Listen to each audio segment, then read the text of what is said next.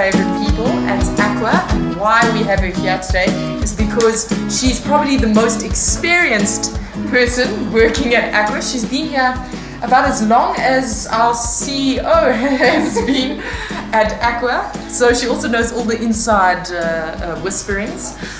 But the dear, lovely Diane Graham, our business unit director here, also proved that working at a digital agency for this long can affect your mental state permanently. Diane, welcome to Brave Ideas. So Di. Yes, hi guys. Hi. Thanks. So Di, what's new? Well, the reason why I'm here and what's happening is all around our culture and how we bring it to our clients and how we bring our clients into our culture. So that's what I want to discuss today, and that's it's not new. It's been happening with me. I'm so glad you haven't mentioned how many years I've been here. It's a secret. It's a state secret. But you can follow me on LinkedIn and find out. It's too early for that. No, Di's messing with the flow already. I know. So Di, I think that's really great, and I think I'd just like to know, like, why is culture important for clients? Because they need to understand, we always hide behind processes, we always hide behind what has to happen in order for one thing to happen, for the next thing to happen, and so on and so forth. But it's so important for them to understand what and who are they speaking to at an agency. So it's broader than just the client service team. There's strategists, there's ORN specialists, there's a lot of people that really have different skills, different strengths, and they all bring that to the forefront when responding to a brief or anything else. Cool. I want to know your, because obviously having worked so long in the industry and having worked with so many different clients, like, what is your personal take on getting clients to be interested in an agency and building that relationship with an agency also for almost as long as you've been here? Yeah. The most important thing is always bring the client to the agency. They need to immerse themselves within the agency, and they actually need to, see who and start forming relationships with people within the agency. So it's on a one-to-one basis. We spoke about boundaries. You have to have boundaries with your clients. You can't go out jollying with them and having fun with them all the time. You have to have that mutual respect. But you've got to build that trust. And the one way to do that is being transparent, being honest with them, and becoming their friends. And that brings you to a trusted advisor. So that's really interesting, and for all our international audiences, the word jolling. Sorry, I was told to bring in South African terminology. The word jolling refers to partying in South Africa. Yes. So Di, I think that's really great, and I think the idea that you maintain a professional but cordial relationship is really important. But I also think that what's been really special about what you've brought to the table for our clients is fun. And the impact that fun and doing fun things brings to a client relationship. Can you talk a bit more about that? Yes. Well, we all know that we have to we work towards deadlines, and we all know how stressful that can be. So it's very important to have fun while you're doing whatever it is that you're doing, because when the wheels do come off, you felt and work together as a team, both with the client and internally. So you come together as a team and you find a solution to overcome, how can we put these wheels back on? Sure. Sometimes just using glue won't help. So somebody will come up with some other quite interesting angle, like chewing gum, and it works. But it's having that that time with your client and with the rest of the team to be able to come up with solutions together.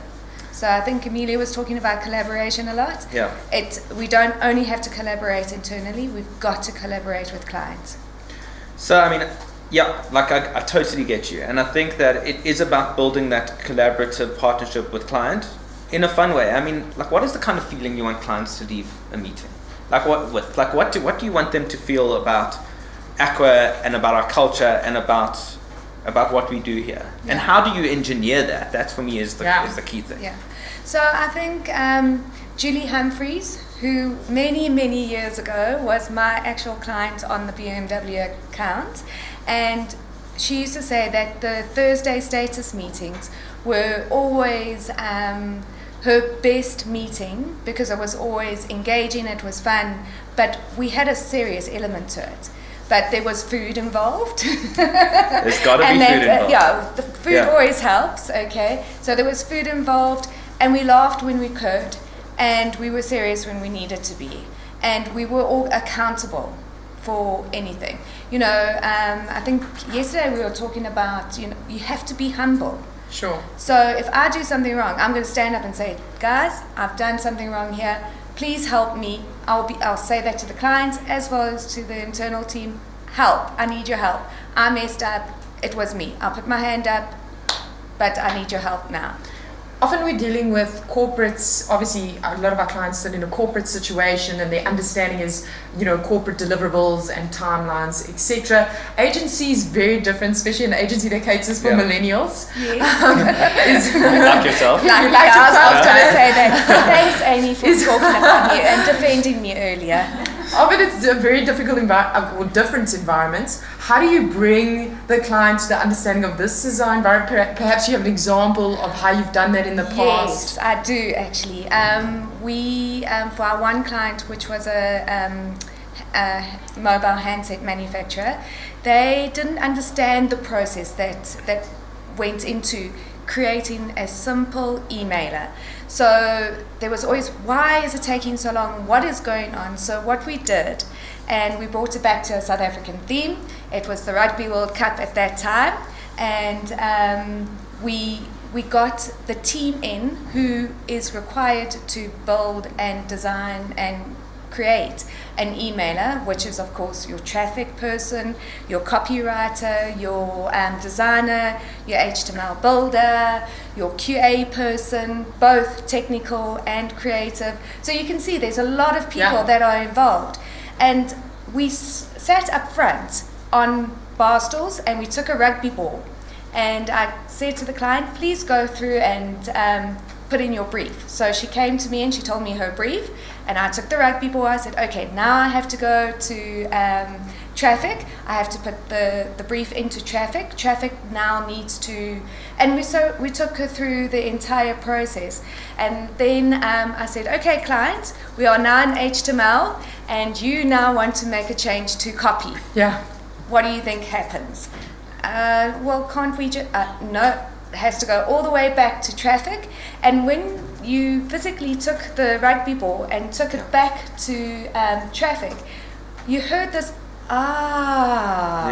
in the room. Everybody started to realize, okay, so this is the process that needs to happen in the agency. It's not as quick as me going send it through and it gets pushed out again. So I mean, I was there, so I was very fortunate to be there that day, and I was a part of this wheel of shame, which was the sign up. But what was really amazing of it was you having a really tough conversation with your client. You're telling them that you don't get the process, you don't understand how the process works, but you're bringing it to life and you're having that conversation through an experiential activity that is fun in its very nature and involves a lot of people so that they understand all the work that goes into it, but the penny drops in a really fun and exciting and light way. So that was really great. Well done. Yes. I haven't told you well done. Thank you. Sorry, can you say that again? What did I do? Well done. Thank you. So Sorry, client service don't often get that. So. I'll buy you a chocolate. Okay. Brilliant. So Bubbly. I'm going. Okay, you want? Okay, fine. Okay. So cool. So we're going to go straight to our user question. Okay. We have an awesome question for you from Maserati Mohlaun, who is asking you, do you have some tips with regards to dealing with a crisis? How do you deal with drama? You can choose one. Chocolate. No, but drama is real. No, we experience it all the time. It is. We always talk about us being firemen. Yes. Always putting out the fires.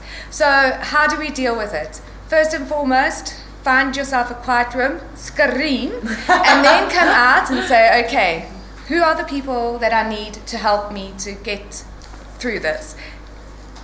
Emilia's waving And at I you. see Amelia's Some waving her hands there. hand there. So traffic, of course. We actually had one this morning. Hey, so it's like pull in the right people, make sure that you have the right people together, dealing and helping you solve that crisis. And then everyone can go away, but you always have to make sure that you're tapping in. So as Amelia said with Shira, no matter if you're making coffee, you go there. Oh, Daniel, you remember we spoke about this crisis this morning? How are you getting on with it? What's happening? So don't wait for the team to come back to you. Always be following up with the team. Proactive and also Yes. transparent. That's it. Yeah. So, because a lot of people, and where's the developers in the room? Because a lot. It's like one little hand. Someone's hiding They're at the all back. busy dealing with your crisis. But we all know developers don't like stand up and go, I can't do this. Yeah. You actually have to go and try and get that out of them and say, are you coping? Are you able to get over this? Sure. So it's that continual communication that needs to happen. Diane, before we get to your key takeouts and what you want to share with the rest of Wunderman, I want to know personally, because you always have a smile on your face. In the morning when I see you, in the afternoon before you go home, when you're dealing with crisis, when you're dealing with us in the office, always a smile on your face. What has kept you here at Aqua specifically for so long? Okay. Well, first of all, can I share my theory on that? It's a cocktail of fruit juice and the morning. potentially some kind of medication. Have you been looking into done my that. makeup bag lately? No, but I can guess. I'm joking. No, my car's on automatic and it just drives. Yeah. So I was like, I'm joking. Seriously. No, in all seriousness, any company is made by their leader. Sure. And Brent, he's obviously was the co-founder of Aqua, and he interviewed me many, many years ago. Actually, he had hunted me many, many years ago, and I've always been amazed by that man. He's always been inspirational, and it's filtered down throughout the rest of the company. Sure. And the people that I work here on a day-to-day basis are very inspirational. Sure. I'm sure I drive them crazy, and they drive me crazy. But at the end of the day, we all got the same vision. So it's the people. That's Awesome. incredible. Thanks, Di. So, if there was one thing you could take out from this conversation for Aqua as well as the broader Wunderman network, what would that be? Okay, so I think I was telling you the other day, you just got to smile. You got to keep that smile. You got to fake it until you make it. So no matter. Oh, you do it well. Thank you. I do try. But you've got to enjoy what you're doing. And if you don't enjoy what you're doing, then you're not going to have that passion. So smile and enjoy. Amazing. Diane, if anyone wants to get hold of you, ask you how you're coping, and find out what you've got in your makeup bag that keeps you going, where can they get hold of you? They can get hold of me on Twitter. So it's at Diane_Graham, or via my email, dianeg@aquaonline.com. Thanks, Di. Thank you so much. No, thank you. That's my paid fan. Cool. Thanks, Diane. Sure. Thanks for coming. Thank you. Woohoo! Sure, that was a marathon. This is my final little cue card. Amazing.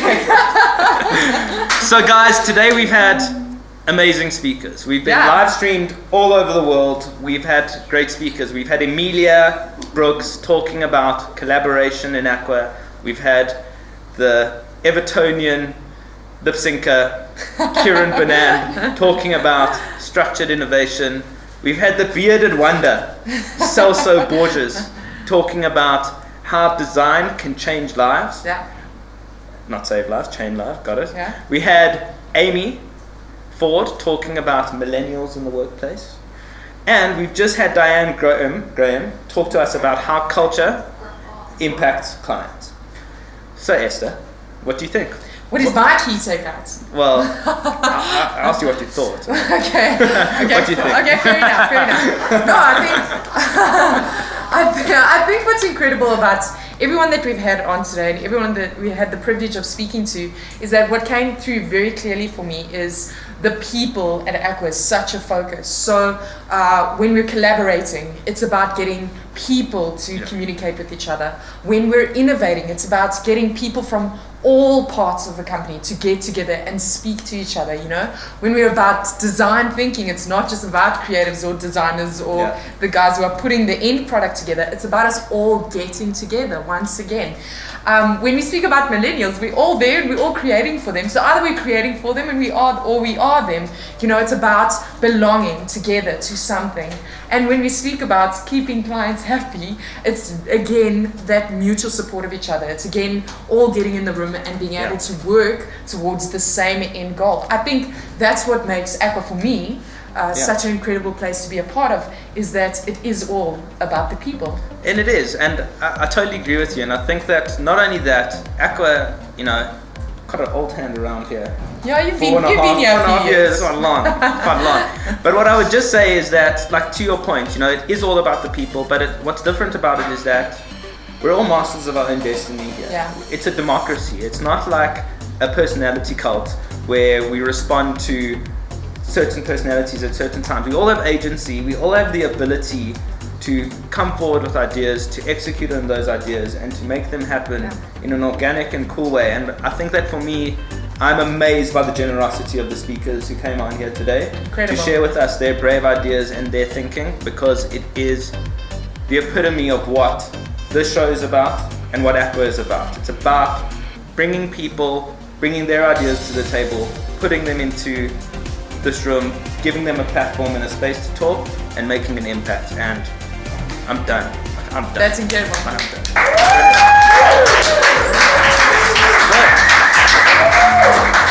So I want to say thank you to everyone who joined us in the audience today. It was a real privilege having you guys here. Thank you for taking up the time to be with us. So give yourself a hand. I also want to say thank you to everyone who watched us on Periscope. Thanks. Yo, Periscope, what up? And to everyone that tweeted us, and to everyone that assisted us, but Dan will get into that. I would like to just reiterate that you can continue to listen to the Brave Ideas podcast. They won't be as live as this in future. Maybe. You never know. Maybe there'll be more, who knows. But to get this right, I'm going to read my cue card. And I would like to invite you to subscribe on iTunes and on Stitcher and give us a rating and a review while you're there. Say nice things, please. And then you can also tweet us at #AquaBraveIdeas or follow us on social media at Aqua Agency on Facebook, it's Aqua Online on Facebook, Aqua Agency on Twitter and LinkedIn, or Brave Ideas Podcast on Instagram. We are so thrilled to be announcing a couple of things on the show. Firstly, that we will be soon launching a new blog where we will be able to capture all the Brave Ideas content, as well as create value-added content around the Brave Ideas podcast, as well as all the other content marketing that Aqua's doing. Don't know what else we were going to say, but if you want to keep in touch with me, Dan, you can follow me at elhomo on Twitter and elhomo23 on Snapchat and Instagram. And you can follow Esther. I'm just Esther Begier on Instagram. Thank you so much to Amy Ford, Celso Borges, Emilia Brooks, Diane Graham, Kieran Burnand, our amazing guests. Brilliant. Give them a round of applause. Thank you so much to Lisa Partington and Eleanor Protudas, our social team, who have dominated today. Well done. Thanks to Dirk, our videographer, who's killing it in the background. What? Thanks to Lisa Khan, our director, producer, Jewish mother. She killed it. Brilliant. Thank you to Matthew Klavansky on production for the audio podcast, and one of the key collaborators in making the Brave Ideas podcast what it is. Amazing. And thank you to my lovely co-host, Esther Begier. It's a pleasure. Thank you, Dan. Yeah. Thanks, Dan Hooman.